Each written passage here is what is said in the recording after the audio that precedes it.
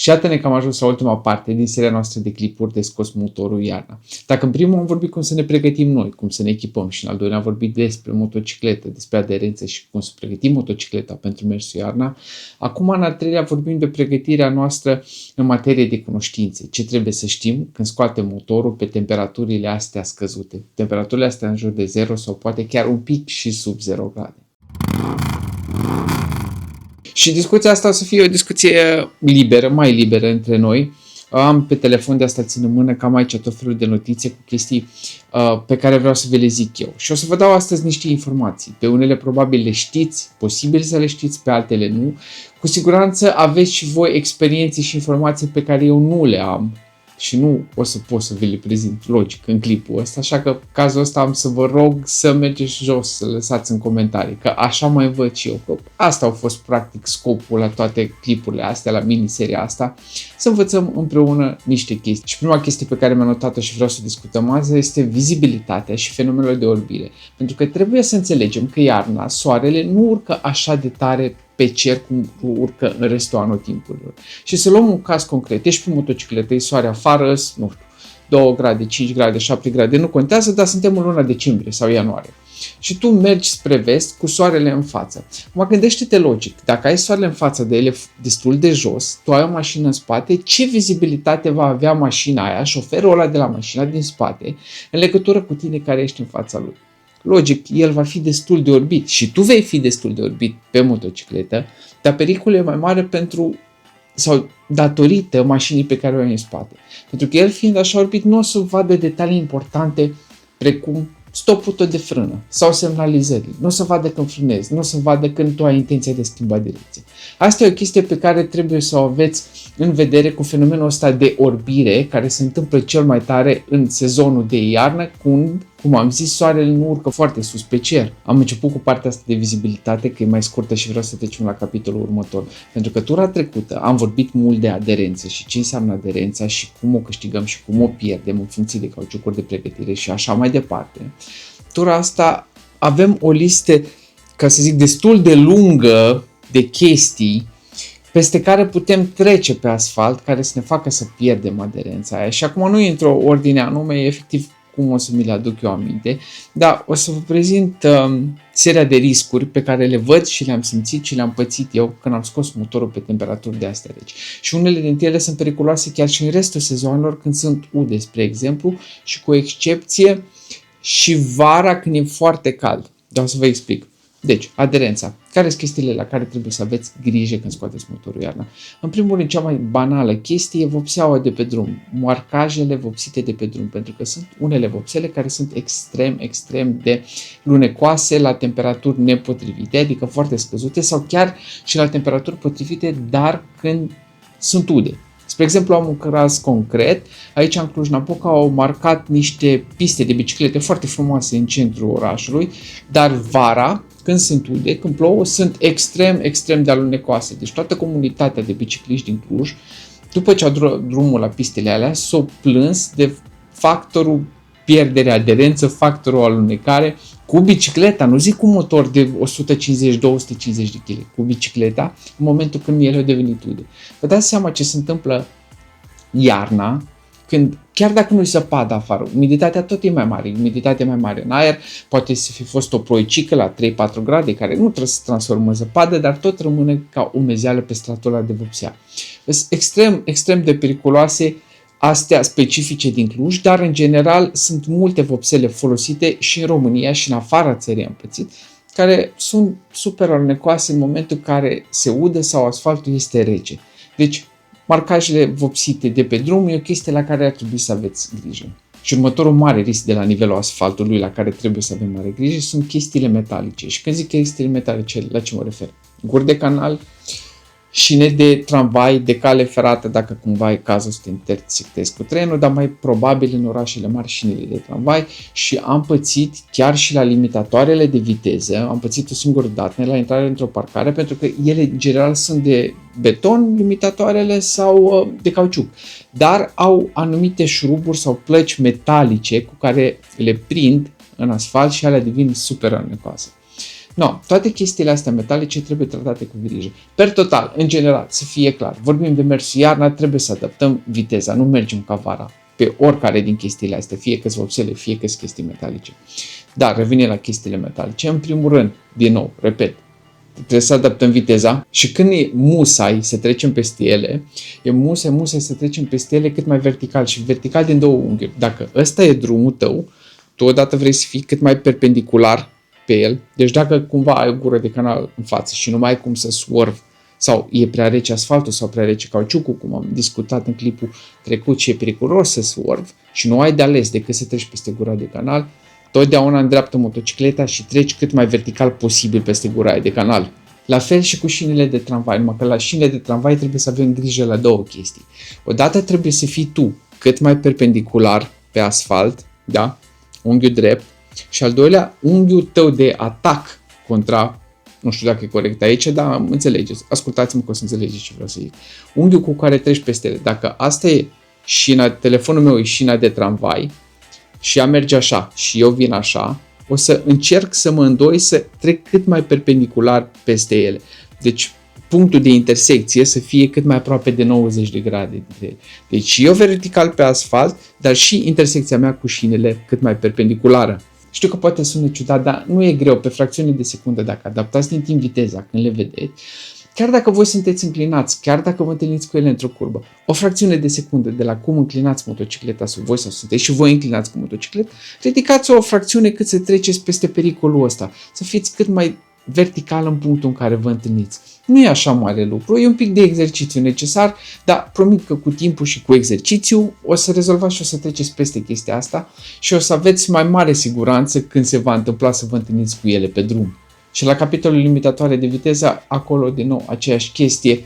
Dacă așa e limitatorul, încearcă tu să nu le iei așa, să nu fii înclinat când te întâlnești cu el, ridică scurt motorul, treci peste, adaptează viteza din timp. Și un alt pericol despre care nu știu mulți motocicliști, în special motocicliști începători, și pericolul care la început vă ziceam că e periculos și vara, când se călzește foarte tare. V-ați ghicit la ce mă refer? Șerpișorii de bitum. Șerpișorii de bitum, într-adevăr, sunt foarte periculoși vara, devin foarte alunecoși când e foarte cald afară. Știu că, caz concret, în Cluj-Napoca, pe calea Turzii, acum câțiva ani, au reparat calea Turzii cu mulți șerpișori de aia de bitum, o peticit-o și în vara aia s-au căzut într-una pe ei. No, aceiași șerpișori de bitum sunt super periculoși iarna, pentru că de la frig ei devin foarte, foarte sticloși. Deci mare grijă și pe aia când sunteți în zone de gelul ăla, încercați să mergeți cât mai vertical sau dacă aveți transversali, vă întâlniți cu ei, încercați să treceți pe ei într-o poziție cât mai verticală și motocicleta cât mai perpendiculară cu asfaltul. Nu uitați, șerpișorii ăia de bitum sunt dezastru și vara când e foarte cald și iarna. Pe lângă asta, iarna mai găsim pe asfalt niște chestii care în restul anului nu sunt. Și dacă ți-ai luat permisul în primăvară, nu ești obișnuit cu prezența lor. Și anume, frunzele și acele de brad, care cade cu toamnă, rămân pe asfalt, nu sunt curățate sau sunt împinse către marginea drumului. Odată și dacă vă întâlniți cu ele pe asfalt și dacă nu e iarna încă, sunt periculoase, dacă intrați pe o grămadă, un strat de frunze căzute sau de aci de brad căzute și sunt foarte periculoase, dar iarna, dacă ele sunt rămase pe asfalt, nu sunt curățate, nu sunt date la o parte, împreună cu frigul, căldură, frig, căldură, umiditate, uscat, umiditate, uscat, ele, parcă se topesc, așa se fac un strat de mâzgă. Și stratul ăla de mâzgă rămâne pe asfalt și acționează exact ca ce nu-ți dorești tu, un lubrifiant între cauciucul tău și asfalt. Și în general, chestia asta, dacă vedeți că asfaltul e murdar, trebuie să aveți grijă, mai ales dacă sunteți în zone împădurite, cu copaci pe stânga și dreapta drumului, aveți mare grijă că se poate forma un strat de ăsta de frunze topite așa și șmecleite care rămâne pe asfalt. Și pe lângă asta, iarna, un alt risc care nu există în restul anului, sarea și nisipul, pentru că se stropesc drumurile. Într-adevăr, dacă nu o nins, încă e puțin probabil să fie drumul stropit de oraș, de primărie, de cine naiba le stropește, dat cu sare, cu nisip. Dar dacă a fost ninsoare, s-a topit, tu scoți motorul, o să duci zăpada, uite 7 grade, hai că ies la o plimbare și în oraș poate nu, dar în afara orașului, cum ai trecut 1 kilometru de ieșirea orașului, urci pe deal, nu știu ce, într-o curbă, vrei să iei curba și te împrăști pe jos și nu înțelegi de ce. Pentru că pe acolo, acum 2 zile, au fost zăpadă, au venit de la primărie, o dat cu nisip, o dat cu sare și există un strat de ăsta foarte subțire de mizerie pe drum pe care tu ai aproape deloc aderență. Și asta nici măcar nu mai ține de temperatură. E pur și simplu că e drumul mizerabil. Și acum vreau să vă zic, cred că de cea mai periculoasă chestie din punctul meu de vedere, și zic periculoasă pentru că mi s-a părut că nu mulți rideri sunt conștienți de ei. Hai să o luăm logic, până să vă zic despre ce vorba. Gândiți-vă la scenariul ăsta. Îi 17 ianuarie. Au fost frig, o nins săptămâna trecută, de la începutul anului până acum 3 zile. Și azi, dintr-o dată, în ultimele 3 zile sunt încălziți și azi, dintr-o dată, tu vezi că 7-8 grade și soare afară, nu mai vezi zăpadă, nu nimic, ai zis, pac, perfect. Ies la o tură de oraș, hai să mă plimb în oraș un pic și să ies un pic pe lângă. Și ce se întâmplă? Când ești din oraș, prima chestie, urci pe deal și treci printr-o zonă împădurită.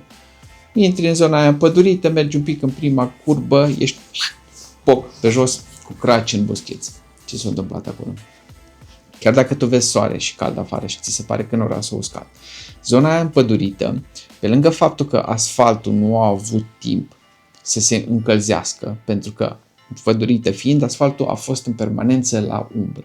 Pe lângă că nu a avut timp să se încălzească, toată umiditatea aia care s-a adunat de zile trecute, de la ploaie, de la zăpadă, o rămas acolo. Asfaltul rece împreună cu umiditatea, ce dă naștere? Poleiul, black ice, black frost, cum vreți să-i spuneți. În română cred că îi spunem polei ce mai degrabă.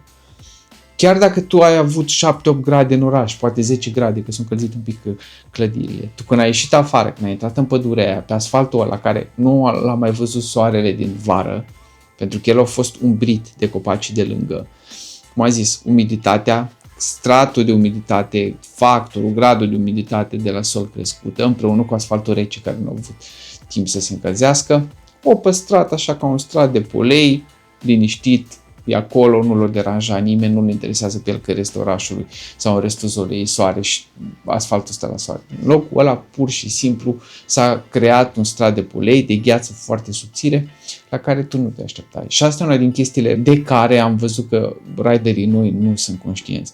Că deși într-o zonă poate fi soare și cald, în timpul iernii în alte zone, precum zonele împădurite, nu se mai aplică aceeași chestie și nu sunt conștienți că încă se expun la factorul ăsta de risc, și anume poleiul.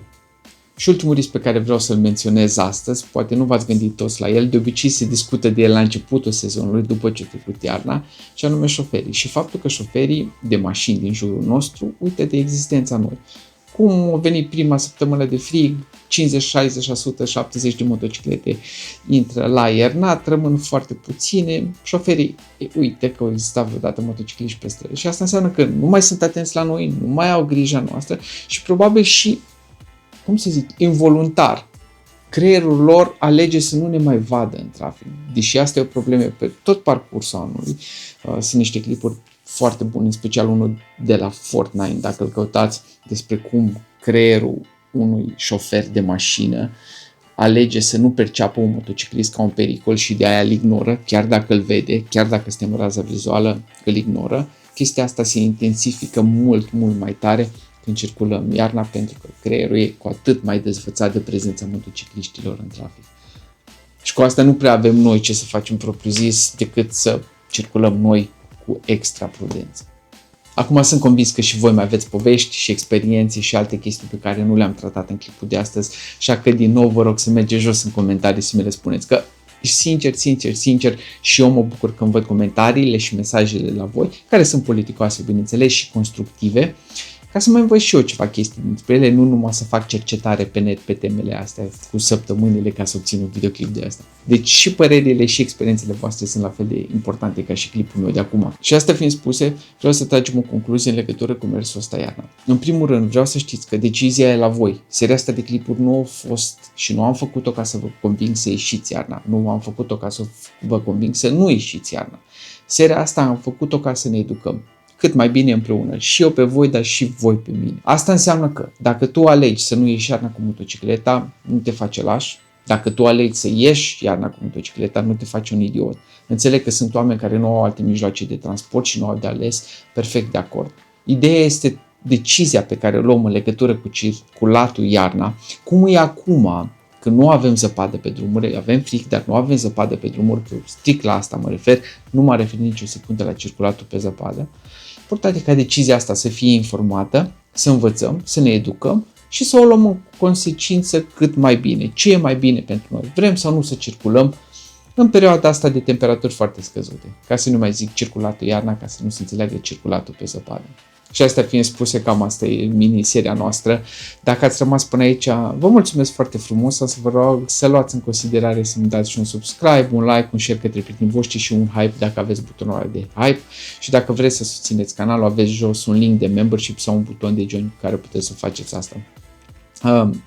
Cam asta e pe anul ăsta, suntem aproape de Crăciun, alte clipuri nu o să mai scot, așa că vreau să vă urez sincere sărbători cât mai fericite alături de cei dragi sau alături de dușmani, cu cine vreți voi să le petreceți și un an cât mai fericit, cu cât mai mulți kilometri pe două roți, cât mai siguranță acei kilometri și ce să zic, până data viitoare, până la anul, până peste un an, că nu o să ne vedem un an de zile.